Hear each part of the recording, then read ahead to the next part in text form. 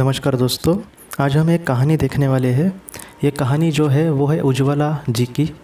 ये एक माँ है, इसके दो बेटे हैं, उनका नाम है रविश और संजीव। ये दोनों अच्छे बच्चे हैं, ठीक ठाक है। वो अपने बेटों को हर शनिवार एक गार्डन में लेकर जाती है और वो वहाँ पर खेलते हैं 1-2 घंटे। उज्ज्वला जी बहुत ही नेक दिल की औरत है। उसके जो पति है वो सरकारी एक नौकरी करते हैं, तो ठीक ठाक उनका घर चल रहा है। अपने बेटों को अपने हिसाब से वो पढ़ा रहे हैं। एक खुशहाल परिवार हम उसे कह सकते हैं। हर शनिवार ये गार्डन में जब अपने बेटों को लेकर जाती है तब उनके साथ और भी दोस्त खेलते हैं। उज्ज्वला जी उन सारे अपने जो 2 बेटे हैं उनको वो 5 रुपए वाली एक आइसक्रीम आती है, एक सीधी सादी बहुत ही आम सी आइसक्रीम वो खिलाती है। लेकिन उसके बाद जो 3-4 दोस्त होते हैं उनको भी वो आइसक्रीम खिलाती है। ये रोज़ का उसका रूटीन ही बना हुआ था। इस तरह से जब वो खेलते हैं तो आइसक्रीम खाते हैं, उनके दोस्त भी आइसक्रीम खाते हैं, तो वो बच्चे भी उज्ज्वला जी को बहुत ही अच्छा मानते थे।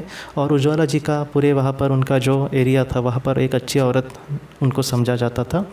तो दिन इसी तरह से कट रहे थे। उन्होंने अपने बेटों को भी बहुत अच्छे से पढ़ाया। अब बड़े हो गए वो बेटे। अब इन सारी बातों को 30 साल बीत गए दोस्तों। बहुत ही अच्छे से सारी चीज़ें चल रही थी, लेकिन आज इस वक्त में ऐसी परिस्थितियाँ है कि जो उज्ज्वला जी के पति थे वो 4 साल पहले इस दुनिया से गुजर गए। दोनों बेटों की अब शादी हो गई है, लेकिन दोनों भी उज्ज्वला जी को रखने के लिए तैयार नहीं है।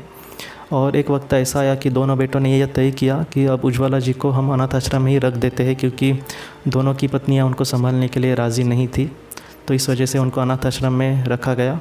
उज्ज्वला जी को सच कहे तो वहाँ से अच्छा थोड़ा सा अनाथ आश्रम में लग रहा था, क्योंकि वहाँ पर उनका तो कोई सुनने वाला है या फिर उनके जैसे और भी कुछ लोग होते हैं, तो थोड़ा सा अच्छा लगता है लोगों को। लेकिन धीरे धीरे वहाँ पर उनकी हालत बिगड़ती गई और उनको अस्पताल में एडमिट कर दिया गया। उनके बेटों को ये कहा गया कि उनको कोई बीमारी हो गई है और इस वजह से उनको ऑपरेशन करना पड़ेगा। लेकिन वो बहुत ही बड़ी बीमारी थी और वो जो ऑपरेशन करना था वो भी बहुत बड़ा था। उसके लिए तकरीबन 1.5-2 लाख रुपए की ज़रूरत थी।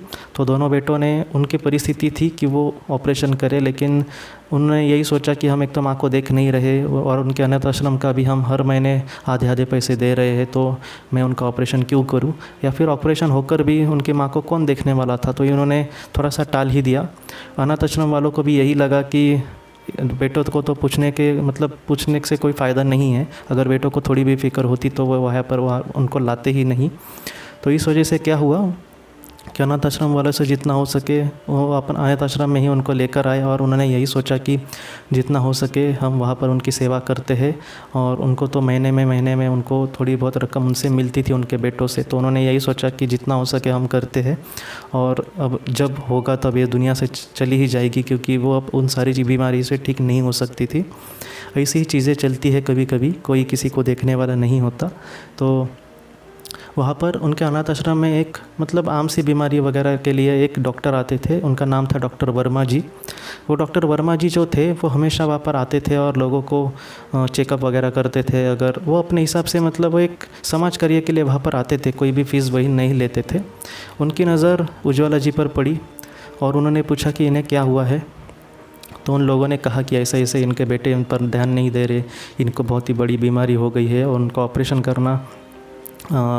करने की ज़रूरत है, लेकिन बेटे ध्यान नहीं दे रहे और हम भी उतना ज़्यादा ये नहीं कर सकते उनको सपोर्ट, क्योंकि बहुत ही ज़्यादा उसको खर्चा होने वाला है और धीरे धीरे हमारे जो अनाथ आश्रम है उसका फंडिंग भी थोड़ा कम ही हो रहा है, इस वजह से हम कुछ नहीं कर सकते। तो वर्मा जी ने यह कहा कि सारी जिम्मेदारी मैं लेता हूँ, आप एक काम करें, इनको बहुत ही जो अस्पताल है, वर्मा जी की भी बहुत ज़्यादा पहचान थी उस अस्पताल में, जो बड़ा उस शहर में अस्पताल था वहाँ पर, और उसने ही उनका ऑपरेशन वगैरह ठीक से करवाया। उज्ज्वला जी को कुछ भी नहीं पता था कि ये सारी चीज़ें किसने की है। तो वो जब उनका ऑपरेशन सक्सेसफुल हुआ और वो पूरी तरह से ठीक हो गई और वो चलने फिरने लगी, तब एक दिन ऐसा आया कि उनको अस्पताल में ही इतने दिन रखा गया था, क्योंकि अस्पताल में उनकी बहुत ही अच्छे से देखभाल कर रहे थे नर्सेस वगैरह। तो उन्होंने यही सोचा कि कौन ये सारी चीज़ें कर रहा है। तो नर्सेस ने कहा कि डॉक्टर वर्मा नाम के है, वो कर रहे हैं, बाकी कुछ नहीं। तो इनको बहुत ही इच्छा थी उनसे मिलने की, लेकिन वो बहुत ही बिजी डॉक्टर थे और वो बाहर भी जाते थे प्रैक्टिस के लिए, तो इस वजह से वो उनसे नहीं मिल पाए। एक दिन ये कहा गया कि उज्ज्वला जी को वहाँ से अस्पताल से निकालो और कहीं और शिफ्ट करो। तो उज्ज्वला जी को यही लगा कि अब फिर से मुझे अनाथ आश्रम भेज देंगे। इन सारी चीज़ों से वो थोड़ा सा और परेशान हो गई। तो उसने यही सोचा कि ठीक है, कितने दिन मेरी ऐसी सेवा यहाँ पर करेंगे। बहुत ही बड़ा अस्पताल था वो, प्राइवेट, और वहाँ पे बहुत ही अच्छे से सेवा उनकी हो रही थी। लेकिन अब उनको ये कहा गया कि आपको शिफ्ट किया जाएगा। उज्ज्वला जी को 3-4 लोग उनकी बैग वगैरह लिए उन्होंने, और ऐसी सेवा तो उसने पहले कभी देखी ही नहीं। और उनको कहा गया कि चलो, अब उनको यही लगा कि अब मुझे अनाथ आश्रम लेकर जाया जाएगा। उनके सामने एक बहुत ही बढ़िया गाड़ी तकरीबन 25-30 लाख की होगी। उज्ज्वला जी ने कभी भी मतलब ऐसी गाड़ी में वो नहीं बैठी थी। उनको कहा गया कि चलो बैठो। वो अब कहीं भी मतलब 50 लाख की भी अगर वो गाड़ी हो फिर भी क्या फ़ायदा। वो यही सोच रही थी कि मेरे जीवन तो कुछ बदलने वाला नहीं है। तो इस वजह से वो गाड़ी किसी और ही रास्ते पर चली जा रही थी। उसको समझ नहीं आ रहा था कि ये सारी चीज़ें क्या हो रही है। उसने उन लोगों तो पूछा तो उन्होंने कहा कि नहीं, कुछ नहीं, हमें बस कहा गया है कि आपको वहाँ पर लेकर जाया जाए। तो उनकी गाड़ी एक बहुत ही बड़े बंगले के सामने रुक गई। वो बंगला इतना बड़ा था कि सपने में भी हम उसकी कल्पना नहीं कर सकते। तो इतना वो सुंदर बंगला, और उज्ज्वला जी को कुछ भी समझ नहीं आ रहा था कि ये सर उसके साथ क्या हो रहा है। पहले तो उसको ये लगा कि कोई मेरा गलत तो इस्तेमाल नहीं करेगा या फिर मुझसे कुछ बुरा तो काम नहीं करवाएगा, क्योंकि इतने मतलब अच्छी चीज़ें किसके साथ कैसे हो सकती है। तो उसको अस्पताल में उस बंगले में लेकर जाया गया, और बंगले के सामने, उस बंगले के अंदर जाकर उसका सामान वगैरह रखवाया। और वहाँ पर एक बहुत ही आलीशान सोफ़ा था, वहाँ पर उनको बिठाया गया और कहा कि रुखिया साहब आ रहे हैं। और वहाँ पर थोड़ी देर के बाद एक इंसान आया, तकरीबन उनके बेटे का ही उम्र का ये लड़का था, और आकर उसने ये कहा कि मैं ही हूँ डॉक्टर वर्मा। तो उज्ज्वला जी के आंखों में आंसू आ गए कि अरे बेटा, तुम हो तो वो जिसने मेरे लिए ये सारी चीज़ें की। उनको समझ ही नहीं रहा था कि क्या करे, किस तरह से इसका शुक्रिया अदा करूँ। वो इतनी बड़ी औरत थी, लेकिन फिर भी उसने ये कहा कि मैं तुम्हारे एक बार पैर छूना चाहती हूँ। तो उस बेटे को ही रोना आया कि माँ, तुम ऐसे कैसे कह सकती हो कि तुम मेरे पैर छुओगी, उल्टा तुम मेरी माँ के जैसे हो, और मैं तुम्हें अपनी माँ ही मानता हूँ। लेकिन उज्ज्वला जी को बहुत ही बुरा लग रहा था कि एक मेरे बेटे हैं जो मेरे लिए कुछ भी नहीं किया उन्होंने, और मेरे तकलीफ़ में वो मेरे पास नहीं आए। उन्होंने मुझे तकरीबन मार ही डाला अपने हिसाब से। लेकिन ये कोई एक ऐसा लड़का जिसको मैं जानती भी नहीं, उसने मेरे लिए इतना बहुत कुछ किया। तकरीबन उस अस्पताल में उसका 5-10 लाख का खर्चा हुआ इस लड़के का, लेकिन फिर भी इसने मेरे लिए किया, और इस आलीशान घर में अब मुझे लेकर आया है। आखिर ये कौन है? तो उसने ये कहा कि तुम कौन हो या फिर तुम मुझे कैसे जानते हो। तो उस लड़के ने कहने को शुरुआत किया कि बहुत सालों पहले जब आप अपने बेटों को गार्डन में खेलने के लिए लाती थी, तब वहाँ पर 2-3 बच्चे थे जो जिनको आप आइसक्रीम देती थी 5 रुपये वाला।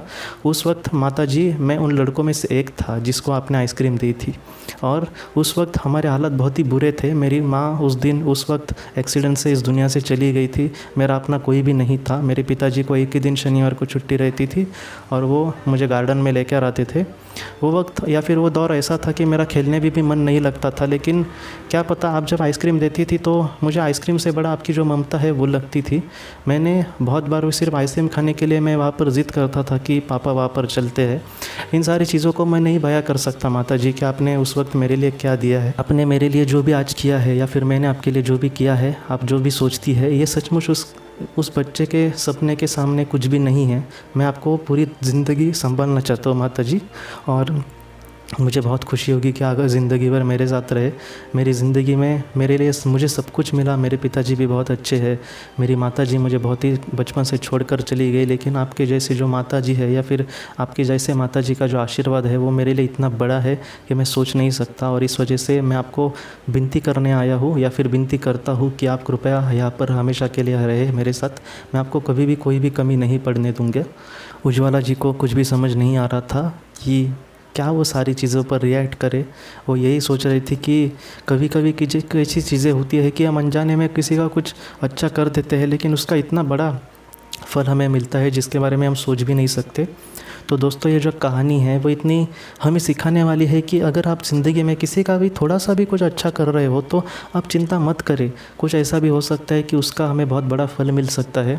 हाँ, हर एक इंसान को उज्ज्वला जी का इतना बड़ा फल नहीं मिलेगा दोस्तों, मुझे भी पता है। लेकिन ऐसा नहीं है कि हम जो भी अच्छा कर रहे हैं उसका कुछ भी मायना नहीं है, या फिर उसको कुछ भी महत्व नहीं है। देखो दोस्तों, मैंने एक आपको उदाहरण भी दिया था कि एक इंसान था, वो रास्ते से चल रहा था और वहाँ पर एक लड़की थी। जहाँ पर वो आत्महत्या करने आई थी और उस इंसान ने उसको बहुत ज़्यादा समझाने की कोशिश की और वो वहाँ से किसी तरह से लौट गई। मतलब उसने आत्महत्या नहीं की, लेकिन इस काम के लिए भी उसको बहुत ही ज़्यादा महत्व दिया गया। उसको 2-3 बार नवाज़ाया गया आत्मलोक में। उसको बड़े बड़े मास्टर्स ने कहा कि तुमने बहुत ही अच्छा काम किया है। तो इस तरह से जो चीज़ें होती है, जो हम निस्वार्थ रीति से दूसरों के लिए करते हैं, तो उसको बहुत ही ज़्यादा सम्मान मिलता है। तो ये जो कहानी है उज्ज्वला जी की, तो हमें यही सिखाती है कि तू बस अच्छा कर्म कर, तेरे साथ कुछ अच्छा ही होगा। मुझे पता है कि पृथ्वी पर बहुत बार बुरा ही होता है, लेकिन एक दिन ऐसा आएगा कि हमारे आत्मा के साथ जो होगा वो बहुत ही अच्छा होगा दोस्तों। तो इसी तरह से हम चलते जाए और इस कहानी को बहुत ही ज़्यादा हम प्रेरणा लें इन सारी चीज़ों से और एक अच्छे इंसान बनकर इस दुनिया से चले। और मैं यही कहूँगा कि वो मास्टर खुद हमें कहे कि तुमने अच्छा बहुत ही अपना काम किया है दोस्तों। तो यही इसी संदेश के साथ मैं विदा लेता हूँ। आज की इस वीडियो को लेकर अगर आपकी कोई भी सवाल हो तो आप ज़रूर पूछें, मैं उसका ज़रूर आपको जवाब देने की कोशिश करूँगा। हम अपनी अगली वीडियो में मिलते हैं। आप अपने परिवार का ख्याल रखना, आप हमेशा खुश रहना। आपका बहुत बहुत शुक्रिया। ज़िंदगी की रोशनी ये संस्था ऐसे लोगों के लिए काम करती है जिन्होंने किसी अपने को खोया है या फिर जो लोग अपनी ज़िंदगी में बहुत ही ज़्यादा दुखी है। जो लोग इस संस्था से जुड़ते हैं उनको तकरीबन 50 किताबें भेजी जाएगी उनके व्हाट्सएप पर या फिर ईमेल पर। ये किताबें आत्मलोक या फिर मौत के बाद हमारे साथ क्या होता है, इन सारी चीज़ों की आपको पूरी तरह से जानकारी देगी। और इसके साथ साथ आपको एक पास्ट लाइफ रिग्रेशन थेरेपी की ऑडियो भी भेजी जाएगी। इस ऑडियो की मदद से आप घर बैठे अपनी पास्ट लाइफ रिग्रेशन करने की कोशिश कर सकते हो।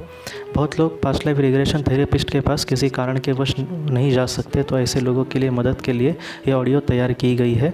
तो आप ज़रूर इस संस्था से जुड़े। इस संस्था से जुड़ने के लिए सामने जो व्हाट्सएप का नंबर दिया है, आप कृपया उस पर संपर्क करें। आपका बहुत बहुत शुक्रिया।